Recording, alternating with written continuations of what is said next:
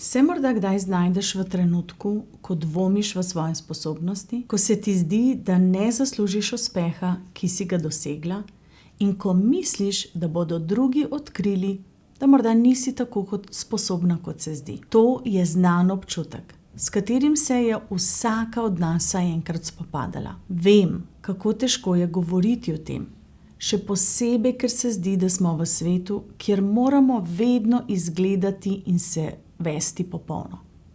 Toda resnica je, da nihče od nas ni popoln. Vsak od nas ima svoje dvome in svoje negotovosti.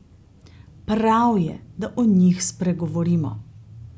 Rada bi s tabo delila nekaj misli, ki so mi pomagale ven iz teh občutkov. Prva je ta, da je vsak začetek težek.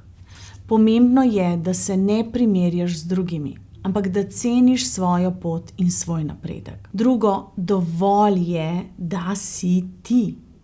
Tvoje izkušnje, znanje in edinstven pogled na svet so v bistvu neprecenljivi. Ne podcenjuj se. Prosi za povratne informacije. Pogosto so naše predstave o sebi strožje od tega, kar drugi vidijo v nas. Potem priznaj svoje uspehe. Ne pripisuj svojih dosežkov neki sreči ali naključju. Ti si jih ustvarila, zavedaj se tega.